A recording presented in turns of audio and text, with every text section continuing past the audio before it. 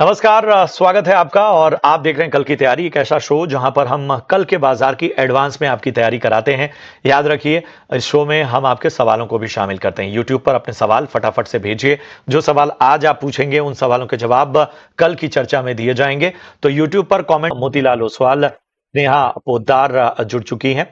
इसके अलावा हमारे साथ Tejas Shah, VP technical research JM financial, भी हमारे साथ चर्चा में शामिल हो रहे हैं।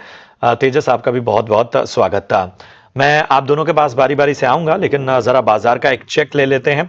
बाजार में अगर हम देखें तो 180 अंकों की तेजी के साथ सेटल हुआ निफ्टी, और यहां पर 25,900 के पास क्लोजिंग हुई। वहीं अगर बैंक निफ्टी की बात करें तो यहां पर 58,250 के पार बंद हुआ। 136 अंकों की तेजी हमें नजर आई, और एक तरह से बढ़िया क्लोजिंग कही जाएगी बाजार की, जिस तरह का मोमेंटम रहा। हालांकि बैंक निफ्टी जो है वो एक वक्त पे थोड़ा और ज्यादा बेहतर था, वहां से थोड़ा हल्का जरूर हुआ।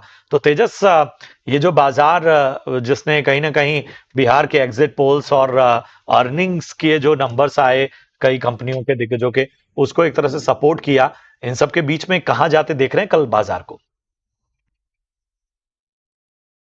देखिए, निफ्टी की हम बात करें तो अक्टूबर महीने में हमने 1500 पॉइंट की रैली देखी थी और इसके बाद रिसेंटली एक हफ्ते में एक 600 से 700 पॉइंट का करेक्शन हुआ था। निफ्टी ने एग्जैक्टली सपोर्ट जो इसकी 50 दिन की मूविंग एवरेज है 25,300 के करीबन, रिसेंटली वहां से एक सपोर्ट लेके एक रैली दी है। मुझे लग रहा है ये जो रैली है निफ्टी में वो बरकरार रहेगी और ऊपर में जो रिसेंटली स्विंग हाई बना था 26,100 का, वो इमीडिएट बेसिस पे टेस्ट कर सकता है। सो यहाँ से अगर कोई गिरावट आती है तो बाय एंड डिप्स की रणनीति रखिए। 25,800 का अभी इमीडिएट बेसिस पे सपोर्ट है और मेजर सपोर्ट 25,500 का है। जब तक ये दोनों सपोर्ट लेवल इंटैक्ट रहेंगे, मुझे लग रहा है आने वाले दिनों में निफ्टी इमीडिएट बेसिस पे 26,100 का लेवल छू सकता है और वो लेवल सरपास हुआ तो एक नया ऑल टाइम हाई भी बना सकता है। चलिए, तो ये है राय आपको मिलती हुई निफ्टी और बैंक निफ्टी पर। बढ़ते हैं आगे, फटाफट से आपके सवालों को शामिल करते हैं। अशोक कुमार जी का सवाल लेते हैं, झारखंड से इन्होंने सवाल पूछा है। टाटा पावर पे राय जानना चाहते हैं। 411 रुपए पे इन्होंने बाइंग की हुई है, और लॉन्ग टर्म के हिसाब से 411 की खरीद के हिसाब से बने रहना चाहते हैं। बताइए स्नेहा जी, क्या राय होगी? 411 की इनकी बाइंग है, 5542 रुपए का नुकसान हो रहा है। देखिए, टाटा पावर एक काफ़ी अच्छा लॉन्ग टर्म प्ले है एंड ज़्यादा नुकसान नहीं है इनका। मेरी सलाह रहेगी कि ये बने रहे। इसमें रिटर्न्स इन्हें लॉन्ग टर्म में डेफिनेटली देखने को मिलेगा। कंपनी काफ़ी रोबस्ट बिजनेस मॉडल है, वेल डाइवर्सिफाइड है, डिस्ट्रीब्यूशन भी है, ईवी ईवी चार्जिंग का भी बिजनेस है and at the same time electricity production की भी बिजनेस है। तो वेल डाइवर्सिफाइड बिजनेस है एंड एक अच्छा मिक्स इन्होंने क्रिएट किया है अपने थर्मल और रिन्यूएबल एनर्जी के बीच में। तो काफ़ी डिस्ट्रीब्यूशन साइड में अगर आप देखेंगे तो गवर्नमेंट की काफ़ी सारी पॉजिटिव अप्रोचेस है, जिससे कि कंपनी को आगे लंबी अवधि में डेफिनेटली इसके बेनिफिट देखने को मिलेगी। और जनरेशन साइड में जैसा मैंने कहा कि इन्होंने अच्छा मिक्स क्रिएट कर लिया है और ईवी चार्जिंग साइड में काफ़ी तेज़ी से ये बढ़ रहे हैं। तो आगे जाके इनके नंबर्स अच्छे आने चाहिए और अभी भी जो नंबर्स आए हैं डिसेंट नंबर्स आए हैं। तो मेरी सलाह रहेगी बने रहिए। ये आपको इससे पॉजिटिव रिटर्न्स देखने मिलेगा। चलिए, बने रहने की सलाह आपको मिलती हुई अरविंद राय जी का सवाल लेते हैं। अगला सवाल नोएडा से आया है हमारे पास, अरविंद राय का। ओरिएंट सीमेंट पर राय जानना चाहते हैं। 200 के भाव पे इन्होंने खरीदारी की हुई है, और 2 क्वार्टर्स का नजरिया लेकर चल रहे हैं, यानी कि 6 महीने का नजरिया ओरिएंट सीमेंट पर चाहते हैं। तेजस, ओरिएंट सीमेंट 200 की बाइंग, इनकी बाइंग से ज्यादा नीचे नहीं है स्टॉक का, और 6 महीने का नजरिया चाहते हैं। देखिए, स्टॉक अभी भी एक डाउनवर्ड ट्रेजेक्टरी में ट्रेड कर रहा है। लोअर टॉप लोअर बॉटम के फॉर्मेशन है। स्टॉक जो है थोड़ा सा ओवरसोल्ड जोन में चल रहा है ना डेली चार्ट, तो एक हल्की सी पुल बैक रैली आ सकती है स्टॉक में। इमीडिएट बेसिस पे जो हर्डल है 218 220 का है, जब तक ये लेवल सरपास नहीं होगा कोई मेजर रैली आएगी नहीं स्टॉक। तो अगर इनका अगर लंबा नजरिया है तो 180 के स्टॉप लॉस से बने रह सकते हैं for a target of 218 to 220 on the higher side. चलिए, तो ये है राय आपको मिलती हुई ओरिएंट सीमेंट पे। विमला पाटिल मुंबई से इन्होंने सवाल पूछा है। कोचीन शिपयार्ड पे राय जानना चाहती हैं। 1500 के भाव पे इन्होंने कोचीन शिपयार्ड में खरीदारी की है, तो अच्छे लेवल पे खरीदारी और यहां पर 29,200 का फायदा होता हुआ। स्नेहा जी, क्या लगता है कि जिस तरह का मोमेंटम कोचीन शिपयार्ड में नजर आ रहा है वो आगे जारी रह सकता है? इनकी बाइंग प्राइस 1500 की है। देखिए बाइंग प्राइस काफ़ी नीचे स्तर पर है तो मेरी सलाह रहेगी कि इसमें थोड़ी प्रॉफ़िट बुकिंग कर ली जाए। हालाँकि अगर लंबा नज़रिया है तो कोचिन शिपयार्ड बिकॉज़ ओवरऑल जो डिफेंस सेक्टर है लॉन्ग टर्म के लिए काफ़ी पॉज़िटिव सेक्टर है। इनमें काफ़ी बड़े-बड़े ऑर्डर अनाउंसमेंट्स देखने को मिल रहे हैं और जिस तरह से गवर्नमेंट की फ़ोकस है इंडिया को एक सेल्फ इंडिपेंडेंट इस क्षेत्र में बनाने में और इनफैक्ट काफ़ी इसमें हमें सक्सेस देखने को भी मिला है और अब काफ़ी हद तक हम एक्सपोर्ट भी कर रहे हैं तो ओवरऑल नेवल हो चाहे आर्मी हो हर डिफेंस के हर क्षेत्र में काफ़ी जोरों से इन्वेस्टमेंट्स चालू है तो कोचिन शिपयार्ड उससे डेफिनेटली बेनिफिट करेगी। तो लॉन्ग टर्म का नज़रिया है तो इसे आप डेफिनेटली होल्ड करके रखिए 2000 के भाव आपको देखने को मिल सकते हैं। लेकिन अगर शॉर्ट टर्म नज़रिए से लिए तो मेरे ख्याल से यहाँ पे थोड़ी-सी फिर प्रॉफ़िट बुकिंग कर लेनी चाहिए। आपको मिलती हुई कोचीन शिपयार्ड पे सुभाष नाहर जी का सवाल लेते हैं। इंदौर से इन्होंने सवाल पूछा है, पीरामल फार्मा पे राय जानना चाहते हैं तेजस। इनकी जो बाइंग प्राइस है 221 की है और पूछ रहे हैं शॉर्ट टर्म के हिसाब से होल्ड करें या सेल कर दें।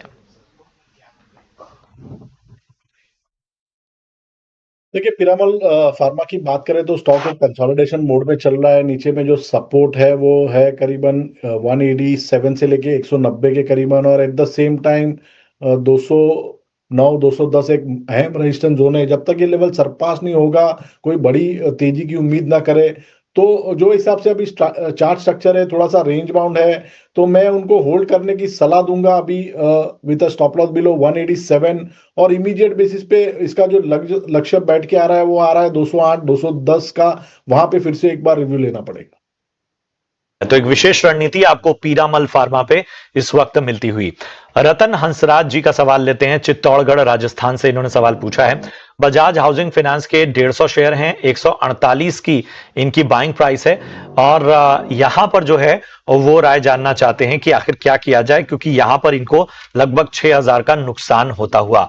बजाज हाउसिंग फाइनेंस, बताइए स्नेहा जी, कैसा लगता है आपको? इनकी बाइंग प्राइस 148 की है, फिलहाल 108 रुपए पे चल रहा है स्टॉक। इनकी बाइंग काफ़ी ऊपर की है तो वो भाव आने में शायद थोड़ा समय लगे बिकॉज़ फंडामेंटली भी हमारी जो टारगेट प्राइस है वो 120 की ही बन रही है। बिज़नेस मॉडल काफ़ी रोबस्ट है। जो एयूएम अगर आप एयूएम की जो इनकी ओवरऑल जो लेंडिंग बुक की जो ग्रोथ है लास्ट 4-5 साल में देखेंगे 30% ऑन एन एवरेज रही है हर साल और एसेट क्वालिटी भी काफ़ी अच्छी है। तो ओवरऑल जब भी आरबीआई के जो रिसेंट में इतने रेट कट्स अनाउंसमेंट हुए तो डेफिनेटली वो हाउसिंग फाइनेंस कंपनीज के लिए पॉजिटिव है। पर जो ओवरऑल रियल एस्टेट सेक्टर है वहाँ पे कहीं ना कहीं थोड़ी सी स्लो डाउन देखने को मिली है तो शायद उसका impact in housing finance companies पे भी H2 में पड़ सकता है जिसके कारण ये स्टॉक्स शायद अभी थोड़ा कंसोलिडेशन मोड में ही रहे। तो उस नज़रिए से इनकी भाव बहुत जल्दी तो आना बहुत डिफ़िकल्ट है।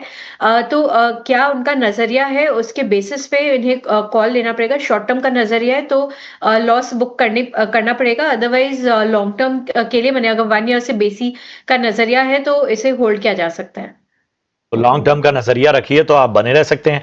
शॉर्ट टर्म के लिहाज से आपको कहीं ना कहीं लॉस बुक करना होगा। यहां हमें एक छोटे से ब्रेक के लिए रुकना होगा। ब्रेक के उस पार भी आपके सवालों को शामिल करेंगे, बने रहिए। स्वागत है आपका ब्रेक के बाद। बढ़ते हैं आगे। नमन का सवाल अब लेते हैं। चंडीगढ़ से इन्होंने सवाल पूछा है, डैम कैपिटल पर राय जानना चाहते हैं तेजस। 6 महीने का इनका नजरिया है और इनकी जो बाइंग प्राइस है वो बता देता हूं, 276।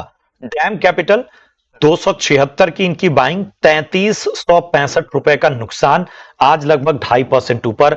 आपकी राय 6 महीने के हिसाब से? देखिए डैम कैपिटल की बात करें तो ये स्टॉक में अभी एक पिछले 3 दिनों से एक भारी गिरावट देखी है। ऊपरी स्तरों से एक स्विंग हाई बना था 286 का और वहां से गिरावट हुई है। स्टॉक जो है सपोर्ट के करीबन ट्रेड कर रहा है 230 से लेके 32 के करीबन काफी अच्छा सपोर्ट जोन है स्टॉक के लिए। तो फिलहाल मैं होल्ड करने की सलाह दूंगा 230 का स्टॉप लॉस के साथ। इसमें मुझे लग रहा है आने वाले दिनों में स्टॉक ऊपर में 263 से लेके 265 तक जा सकता है, वहां पे फिर से रिव्यू लेना पड़ेगा। चलिए, तो ये है राय आपको डैम कैपिटल पर मिलती हुई। साहिल का सवाल लेते हैं मुंबई से, और इनके पास ऑरबिंदो फार्मा के 85 शेयर हैं। 1025 के भाव पर इन्होंने लिया हुआ है। पूछ रहे हैं कि क्या जो मुनाफा मुझे हो रहा है ये प्रॉफिट बुक करने का सही समय है या थोड़ा और इंतजार करना होगा।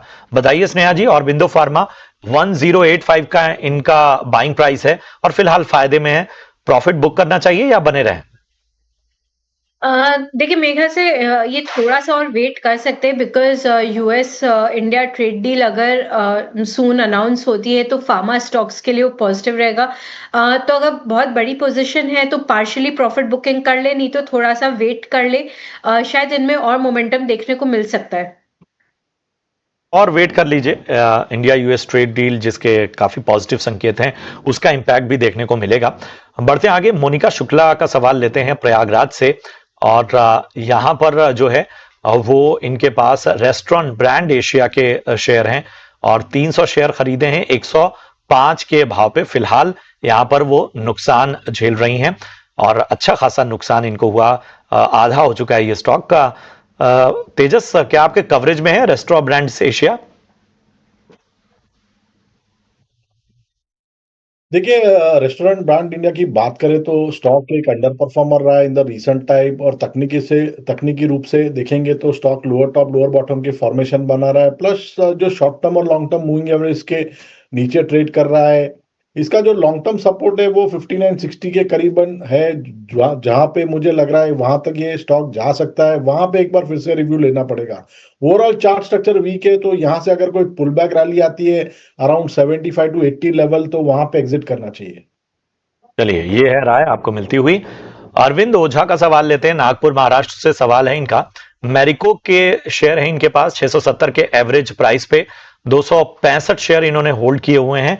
इनको अच्छा खासा फायदा यहां पर होता हुआ, और मैरिको में आज हम देखें एक बार फिर से एक तेजी लौटी है। लॉन्ग टर्म का नजरिया लेकर चल रहे हैं मैरिको में।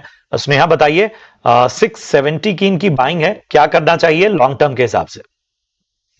देखिए ओवरऑल जो कंजम्पशन सेक्टर है वो डेफिनेटली बेनिफिट करेगा। जो जीएसटी रैशनलाइजेशन हुआ है तो मैरिको के पोर्टफोलियो में भी काफ़ी बेनिफिट्स दिखाई देंगे। और सो अभी इन सारे कंपनीज ने अपने प्रोडक्ट्स को रीप्राइस किया है, इधर इन टर्म्स ऑफ वेटेज या इन टर्म्स ऑफ प्राइस। तो उसका इम्पैक्ट अब आपको Q3 में नजर आएगा। सो मैरिको के भी पोर्टफोलियो में वो डेफिनेटली बेनिफिट दिखाई दे रहा है। प्लस ओवरऑल मॉनसून काफ़ी अच्छा था, तो रूरल डिमांड में भी एक काफ़ी अच्छी रिकवरी देखने मिली है। और मैरिको की जो पोर्टफोलियो है वो लार्जली रूरल फोकस्ड है, तो वहाँ पे एक पॉजिटिव इम्पैक्ट दिखेगा। So Marico definitely long term point of view से होल्ड करना चाहिए। आज से होल्ड करना चाहिए मैरिको, और आप तो फायदे में हैं। पंकज का सवाल लेते हैं, हरियाणा से इन्होंने सवाल पूछा है। टाटा स्टील के शेयर इन्होंने लिए हैं, 450 शेयर हैं इनके पास 158 के भाव पे, और इनको भी फायदा होता हुआ। हालांकि इन्होंने अपना नजरिया नहीं बताया है, लेकिन तेजस बताइए टाटा स्टील पे क्या राय बन रही है। इनकी बाइंग प्राइस 158 की है। देखिए, काफी शानदार चार्ट स्ट्रक्चर है स्टॉक का। Stock high top higher bottom के फॉर्मेशन बना रहा है, और रिसेंटली स्टॉक ने एक नया ऑल टाइम हाई बनाया था, और उसके बाद से स्टॉक करेक्शन मोड में है। 185 187 इसका ऑल टाइम हाई लेवल का रेजिस्टेंस जोन है। मुझे लग रहा है ये एक बार ये सरपास होता है तो स्टॉक में एक फ्रेश बाइंग मोमेंटम आ सकता है, और ऊपर में 205 से लेके 210 तक भी ये स्टॉक जा सकता है। तो ब्रेकआउट के लिए वेट करिए। करंटली मेरी सलाह रहेगी होल्ड करने की with a trailing stop loss below 173। आपको मिलती हुई टाटा स्टील पे। इतने ही सवालों को आज हम शामिल कर पाएंगे, और अब बढ़ेंगे अपने खास सेगमेंट वीआईपी शेयर्स की ओर।